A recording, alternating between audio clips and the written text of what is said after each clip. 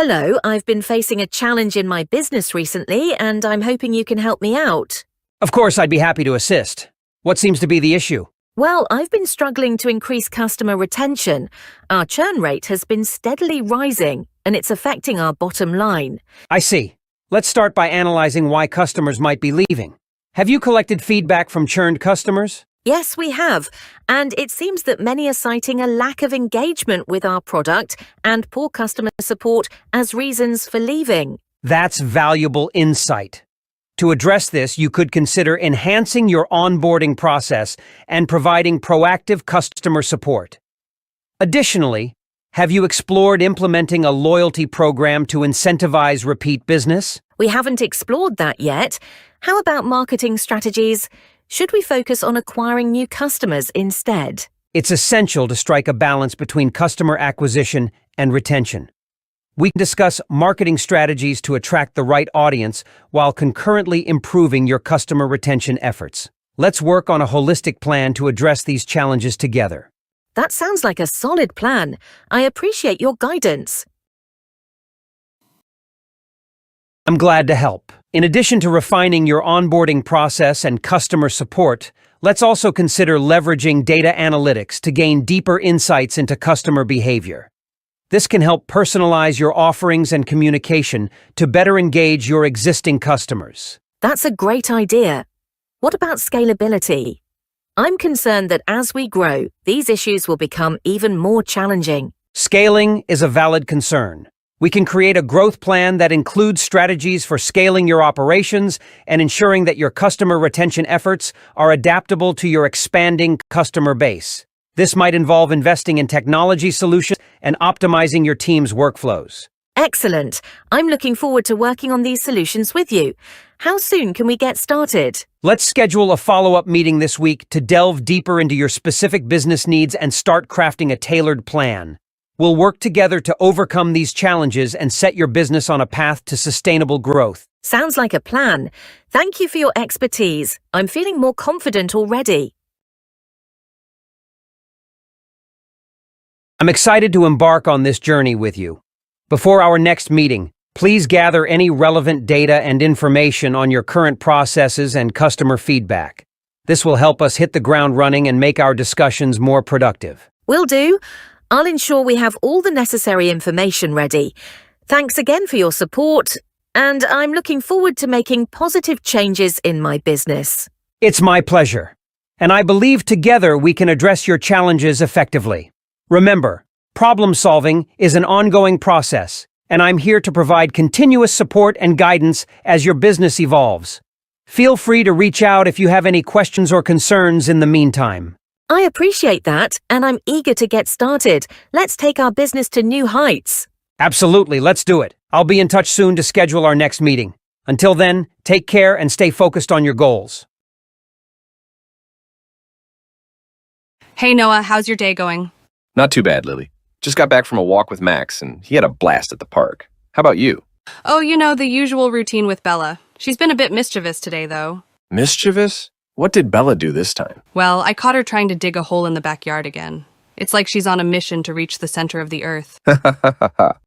Bella's determination is impressive. Max usually just chases his tail in circles when he's feeling playful. That sounds adorable. Speaking of Max, have you managed to teach him any new tricks lately? Yeah, we've been working on sit and stay. He's getting better, but sometimes he gets too excited and forgets all his training. Bella's the same way. I've been trying to get her to stop jumping on people when they come over, but she's such a bundle of energy. Well, that's what makes them so lovable, right? Absolutely. Pets bring so much joy into our lives. Have you thought about getting another one? Not yet, but I've been considering it. Max could use a furry friend to play with. That would be adorable. Maybe Bella and Max could have play dates. That's a great idea. They'd have a blast together. Well, let's plan that soon. In the meantime, I'll keep an eye on Bella's digging escapades. And I'll keep working on Max's obedience. Thanks for the chat, Lily. It's always fun talking about our furry companions. You're welcome, Noah. Anytime. Our pets bring us closer, after all.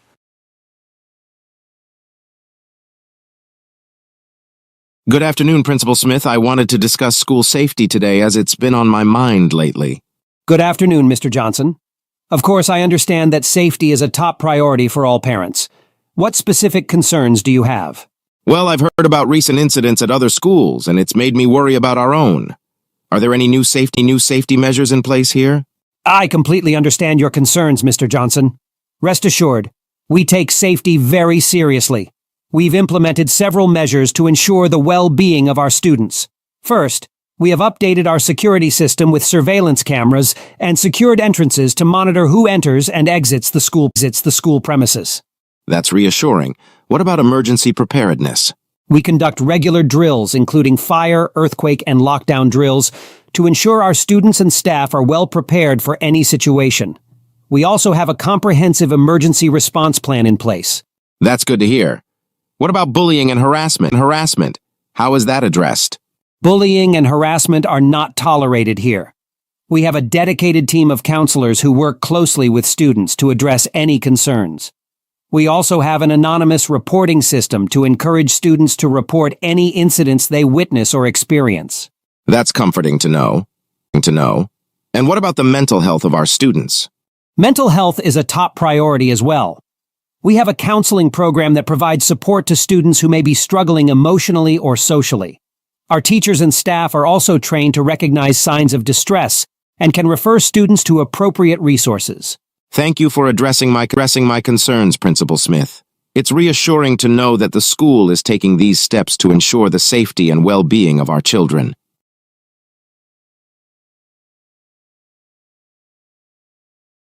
You're welcome, Mr. Johnson. Please know that we are committed to providing a safe and nurturing environment for all concerns or questions. Please don't hesitate to reach out. Your child's safety is our utmost priority.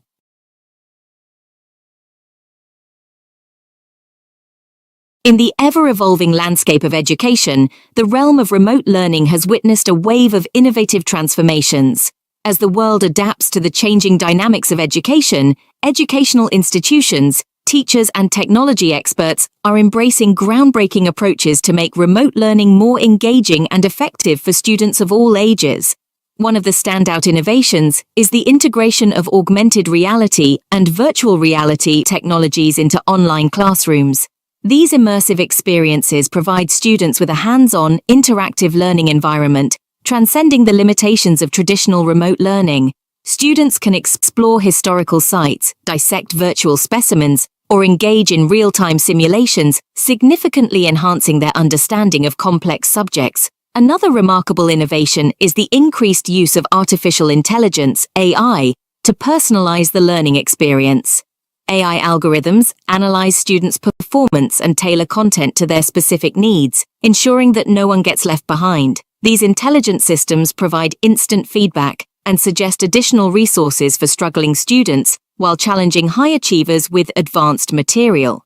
Furthermore, gamification has gained momentum, making learning fun and engaging. Gamified platforms and apps introduce competition, rewards, and interactive challenges, motivating students to actively participate in their education.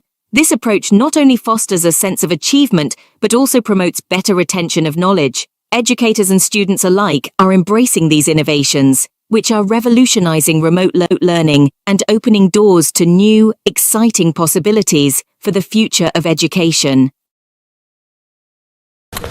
Federal investigators are now looking into whether legendary singer Prince died of a drug overdose. New information indicates Prince's team reached out to an addiction specialist the day before he died. Sally McDonald is in our newsroom with more on that. Melissa and Tom, we now know federal investigators who are experts in prescription drug abuse are involved in this investigation.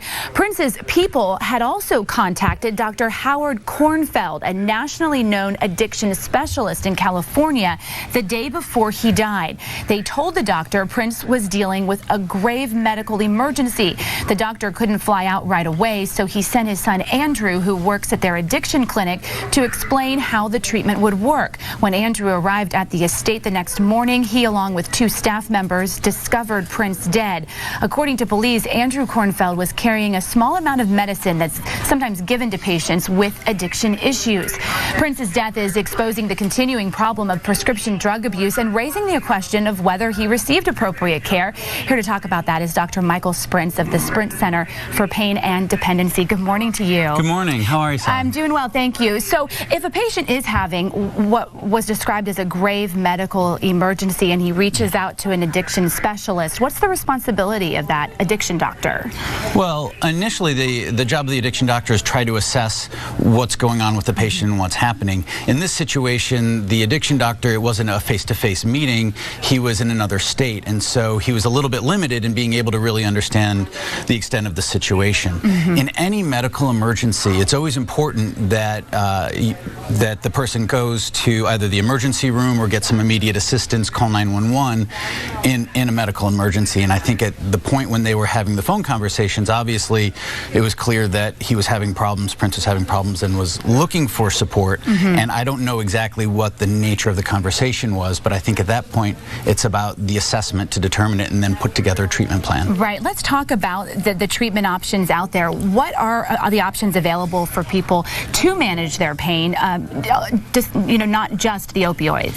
Well, yeah, the fundamental issue, there's a lot of options out there, and it's important that people realize that there's a lot of ways to treat pain in ways that don't necessarily increase the risk for addiction or not. The other important part to remember is that opioids are opioids. In an appropriate situation and patients with appropriate medical need for them, they're great medicines. The problem really is understanding addiction, and sometimes patients can have both chronic pain and addiction or dependency problems. So really being able to tease out those parts is really the vital aspect. Right. Are you worried that whenever there's a story like this that comes up in the news and there is backlash toward prescription drugs, that it could cause people who do have legitimate medical needs to not seek help?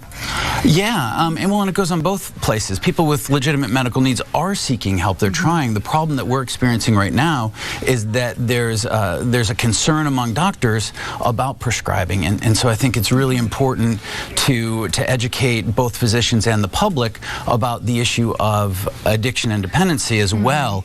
It's not just eliminating opioids won't solve the problem, okay? And so it's really important that we understand the fundamental problem, which is identifying and managing addiction, but it's important that patients get good pain care. Yeah, and finally, what do you think is the big takeaway here from what we're seeing with this Prince death investigation? What should the public take away from this?